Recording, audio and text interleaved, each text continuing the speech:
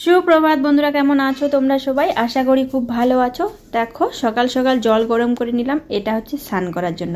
তো আমি যদিও একটা খুব গরম জল দিয়ে স্নান করা পছন্দ করি না, তবু আজকে মনে হলো যে গরম জল দিয়ে স্নান করব। আর এদিকে দেখো স্নান দান করে নিয়ে পুজো দিয়ে চলে এসেছি রান্নাঘরে রান্না করতে, যেটা আমার পছন্দের খুব আমার পছন্দের একটা রান্না। এটা কি বলো তো, এটা হচ্ছে ছেঁকা লাফা শাক। কালকে বিকালবেলা উঠিয়ে রেখেছিলাম, সকালবেলা এই হচ্ছে খাওয়া, গরম গরম ছেঁকা ভাত আর হচ্ছে বেগুন পোড়া। কারণ আমার বড় আর ছোটো ছেলে খাবে বেগুন পোড়া, আমি আর বড় ছেলে খাবো ছেঁকা। কারণ ছোটো ছেলে একদমই ছেঁকা খেতে পছন্দ করে না, কারণ বড়টা খায় একটু একটু, কিন্তু আমার তো ভীষণ পছন্দ। আর এখানে দেখো কাঁচা লঙ্কা কাঁচা পেঁয়াজ নিয়ে নিচ্ছি বেগুন পোড়ার জন্য, ধনে পাতা দিয়ে পোড়া করব, এই মাখা করব বেগুন পোড়াটা। আর এই দেখো ছেঁকা একদম ঘন করে, অনেকটাই হয়ে গেছে বলো এটা। তো চলো, এটা দিয়ে যারা যারা ভাত খাও খুবই পছন্দ। তো এবার চলো পরে তোমাদের সঙ্গে দেখাচ্ছি। এই দেখা, এটা হচ্ছে আসাম মোড়ে, যেখানে মেন আসাম মোড়ে যেদিক দিয়ে আমরা পার হয়েছি সেটা ওই দিক দিয়ে না। তো আমি এদিক দিয়ে আজকে শর্টকাটে যাবো। রণবীরকে স্কুলে দিয়ে আসলাম, আসার পথে ভালো তোমাদের সঙ্গে তো এখানে শেয়ার করা না। দেখো ওই একটা রাস্তা আমি পার হয়ে চলে এসেছি, আর সামনে দুটো, তারপরে রাস্তাটা দিয়ে আমি যাব। তো দেখো এখানে মেন যে দুটো রাস্তা পার হতে এত রিক্সের ব্যাপার কি বলবো, যেহেতু এখানে ট্রাফিক না, এখানে রাস্তা পার হওয়ার জায়গা না, এই জন্য অনেকক্ষণ অপেক্ষা করতে হয়। যখন দেখবো একদম তখনই আমি রাস্তাটা পার হচ্ছে। এই দেখো দুটো রাস্তা পার হয়ে গেলাম, আর ওই রাস্তা দিয়ে আমি বাড়ি যাবো এবার হেঁটে হেঁটে। তো সবসময় গাড়ি, এই দেখো আমি যেই রাস্তা পার হয়ে গেছি একদম পুরো ফাঁকা, আর চলে এসেছি আমি বাড়ি। এসে কিন্তু আমি দুপুরে রান্নার দিকে চলে এসেছি। সকালবেলা তো ওই দিয়ে খাওয়া হয়েছে, দুপুরে তো আর খাওয়া হবে না, আমার জন্য ছেঁকা আছে একটু।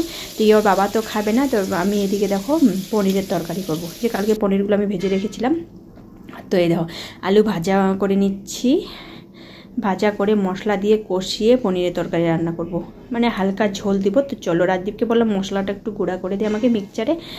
তো এই দেখো মশলা রেডি করে দিয়েছে। আর আমাদেরকে আলুটা আমি একবারে ওই আলুর সঙ্গে আবারও কষাবো। আলুটা ভাবলাম তুলে নিব, কিন্তু না, ভাবলাম যে না, আলুর সঙ্গে আমি কষিয়ে নিই। আলু যদিও সিদ্ধ হয়ে গেছে, মশলাটা আর আলাদা করে আমি কষাইলাম না, এটার সঙ্গে দিয়ে দিলাম।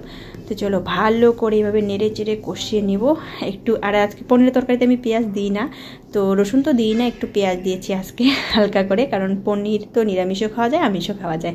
তো আমি একটু হালকা করে পেঁয়াজ দিয়েছি। আর এদিকে দেখো আমার ভাতও উতলিয়ে গেছে। আর সকালবেলা যেহেতু আমি অল্প করে ভাত রান্না করছিলাম, আজকে এখন গরম গরম খাবো, আর রাত্রে গরম করে খাবো যা থাকবে। আর থাকবে না, গরম ভাত রান্না করা যাবে, যেহেতু আজকে খুবই ঠান্ডা পড়েছে। আর এই দেখো আমার পনিরের তরকারি অলরেডি হয়ে গেছে। তো ঝালটা কম মনে হয়েছিল, ওই জন্য আমি গোটা গোটা 4-5টা আরও লঙ্কা দিয়ে দিলাম। আর এই দেখো লোকাল ধনে, যেটাকে লোকাল ধনে পাতা, ফুল হয়ে গেছে, ওখান থেকে পাতা ছিঁড়িয়ে নিয়ে এসেছি, একটু ধনে পাতা দিয়ে দিলাম স্যান্টের জন্য। এটা না লোকাল ধনে, তো দারুণ সুন্দর স্যান্ট লাগে। বন্ধুরা চলো, এবার আমি রণদীপকে স্কুলে যাব আনতে। এদিকে দেখো রাজদীপ যেহেতু স্কুলে যায়নি, ও আর আমি যাচ্ছি স্কুলে, তো বললাম চল আমি একা একা হেঁটে যাবো। আর এদিকে দেখো গরুটা আমাদের মঙ্গলি কি বদমাইশ, রশি ছিঁড়ে ও আলু খেতে লেগে গেছে। যদিও আলু গাছ খায়নি, একটা গাছ শুধু মুখে দিয়েছে। রাজদীপকে বললাম তুই যা, আমি একটু ক্যামেরাটা দেখাই। আর আমি তো যেতেই পারবো না, আমাকে ঠেসা মারে, তার জন্য আমি গেলাম না। আর দেখো গরুগুলো আমাদের দিকে চায়ে রয়েছে, দিঘার বাবাকে। তো তাই রাজদীপ দেখো গরুটাকে বাইন্ধে দিচ্ছে, আর আমি দাঁড়িয়ে দাঁড়িয়ে দেখতেছি। কারণ সত্যি এই গরুটা না আমাকে ঢিসা দেয়, মঙ্গলি এত দুষ্টু না। রাজদীপকেও ঢিসা দিতে চায়, কিন্তু তবু রাজদীপকে না ভয় পায়, ও কীরকম করে ধুমকি দেয়। তো গরুটাকে বাঁধতেছে, আর বাবাকে এদিকে ডাইকি বললাম যে গরুটা ছুটছে, তুমি আসো। তো এখন জল খাওয়াবে ওকে। তো চলো এবার আমরা স্কুলে যাবো আনতে। টাটা সবাইকে।